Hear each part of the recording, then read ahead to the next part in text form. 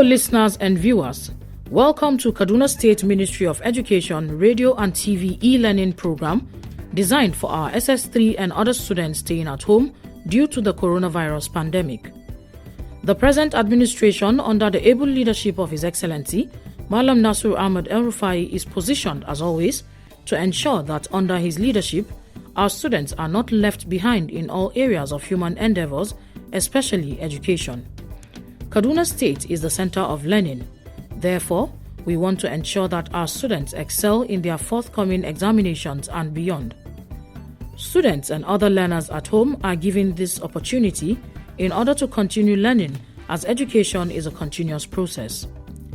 Different subjects will be taught in this program to assist students to perform excellently in the forthcoming Senior School Certificate examination being conducted by NECO and WAEC as soon as schools reopen. Teachers making presentations will always provide their names and phone numbers during each presentation, and they can be contacted for questions, further explanations, and/or clarifications. The following numbers and contacts can also be reached for expression of any concern or observation: 090-865-00545 or 080-383-62072. Our website is www.education.kdsg.gov.ng. Our email education@kdsg.gov.ng or education.kdsg@gmail.com. Our YouTube channel, Ministry of Education, Kaduna State. Our Twitter handle @Kaduna_MOE. Or our Facebook page, Ministry of Education, Kaduna State. Stay safe, stay at home, and learn well. Thank you, happy listening, and happy viewing. Hello learners at home. I hope you are staying safe, you are staying home, and you are reading on.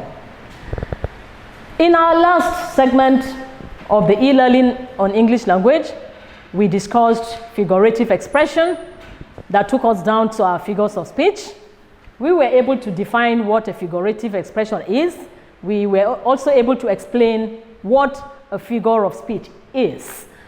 We went on to mention some of the figures of speech that we have in the English language, and they are simile, metaphor, personification, hyperbole, allusion, euphemism, alliteration, onomatopoeia, apostrophe, and assonance.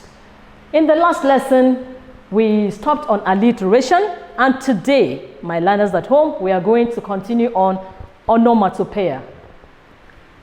Onomatopoeia is the imitation of sounds made by a person, an animal, or thing.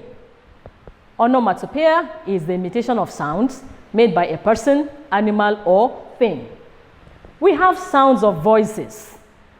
For example, shush, giggle, hiss, murmur, blurt, whisper. We have impact sounds. We have impact sounds in words like boom, bang, whack, crash. Animal sounds, we have them in sounds like moo, quack, meow, and coo. We also have sounds made by machines. We have honk, beep, tick-tock, bowing. Examples: 1. If you want him to shush, kick him. If you want him to shush, kick him. Now, this brings us to a question: what is shush? I leave you with the responsibility of getting the meaning of shush from your dictionary. Sentence 2. He stood and observed how long it took the cars to honk. He stood and observed how long it took the other cars to honk. Honk is a sound made by a machine, so try to find out for yourself what honk means. Sentence 3. When he struck with a hammer, there was a loud bang. When he struck with a hammer, there was a loud bang. The next figure of speech is the apostrophe. An apostrophe is a situation where you speak to an object, an idea, or someone who does not exist. You speak to these things as if they are living things. An object does not exist, but you speak to it as a living thing. An idea equally does not exist, but you speak to an idea as a living thing. You speak to someone that is not even there, as if the person is there. For example, 1. Oh, Rose, how sweet you smell and how bright you look. From this sentence, we understand that the person speaking is referring to a rose flower. Oh, Rose, how sweet you smell and how bright you look. 2. Oh, death, where is thy sting? When someone dies, most of the time we hear such sentences. So today, put it at the bottom of your mind that when you hear someone says, oh, death, where is thy sting? The person is using an apostrophe. 3. Blue moon, you watched me standing alone without a love of my own. Blue moon, you watched me standing alone without a love of my own. And number 4, this brings us to your rhymes. Most times we are faced with these rhymes, but it's possible we didn't even know that the category of this rhyme or the figure of speech is called an allitrophy, apostrophe. And we have it, twinkle, twinkle, little star, how I wonder what you are, up above the world so high, like a diamond in the sky. Most times you even go having it in the song. Twinkle, twinkle, little star, how I wonder what you are, up above the world so high, like a diamond in the sky. Twinkle, twinkle, little star, how I wonder what you are.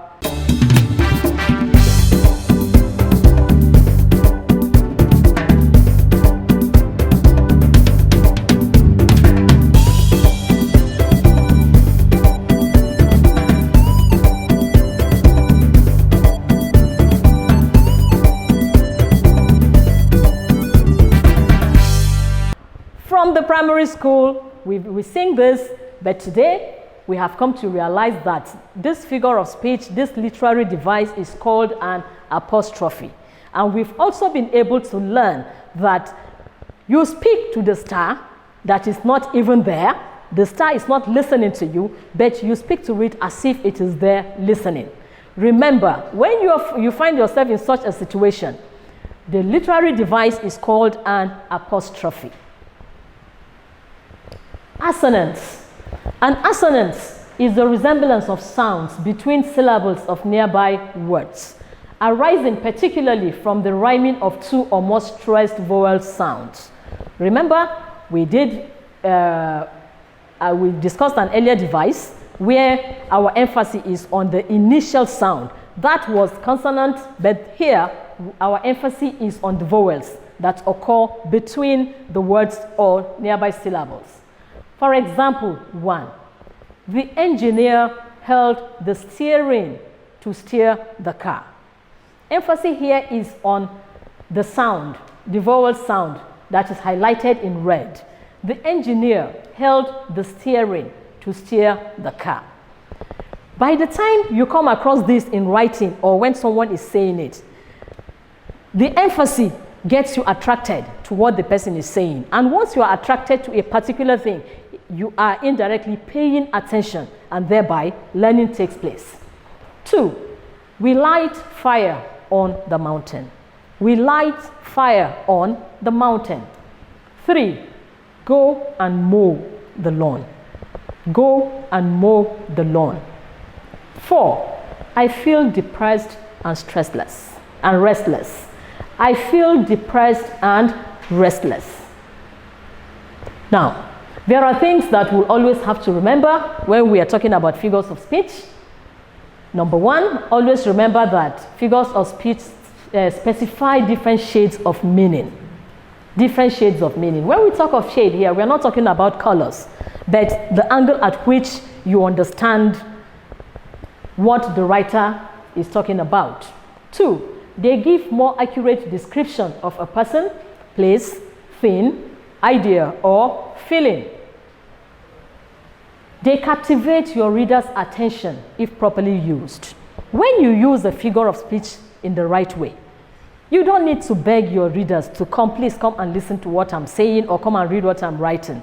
Automatically, because your work is interesting, because you have used the right words and the right figures of speech, your learners, your listeners, your readers automatically get captivated. Why? Because you've been able to arouse the interest in them. Then they bring to mind the message intended without directly stating it. When you use the right figures of speech, even before you get to the full stop, the reader or the listener is already interpreting what you are saying because you have used the right key to hit the nail on the head. Figures of speech usher your audience to the world you want them to be. Figures of speech usher your audience to the world you want them to be. If you are able to use it the right way, it brings your audience to the right place. So let's take it again. Always remember the following about figures of speech. They specify different shades of meaning. They give more accurate description of a person, place, thing, idea, or feeling. They captivate your reader's attention if properly used. They bring to mind the message intended without directly stating it. Figures of speech usher your audience to the world you want them to be. Now let's quickly run through the whole topic. We have learned the meaning of figurative expressions, and it refers to how and when you use a word or phrase, contrary to the normal everyday use. And we went on to state that figurative expression is used to color and amplify one's writing. And it's a language that we use that is away from the literal meaning. Figurative expressions are always apart with the literal meaning of a word or sentence. While literal meanings retain the exact meaning of what the word says, figurative expressions gives you a different meaning embedded in the sentence. And we came up with these examples as you need to know your ropes, the comedian died on the stage, we will all be in the same boat. These sentences are literal. But when you want to use them figuratively, the first sentence means you need to know a lot about your ropes. The comedian struggled to make the audience laugh, and so on and so forth. Now, figurative language is broad, and we've been able to come up with a few of our figures of speech, and we have talked about the simile, we have talked about the metaphor, personification, hyperbole, allusion, euphemism, alliteration, onomatopoeia, apostrophe, and assonance. We went on to try to explain how each of these devices operate in a sentence. The simile, we said, it's a figure of speech where you use like or as to compare two things. And we have a sentence example: Rose sleeps like a dog. The aeroplane soared like an eagle. She is as beautiful as an angel.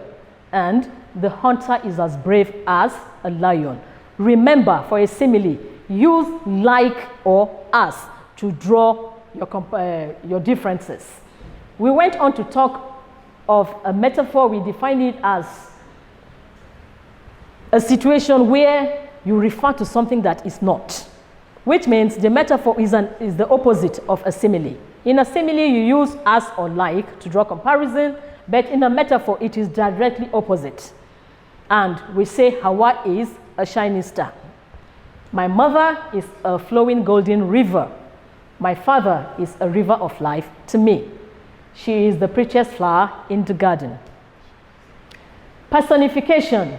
We say this is when you give human attribute to things that are not human.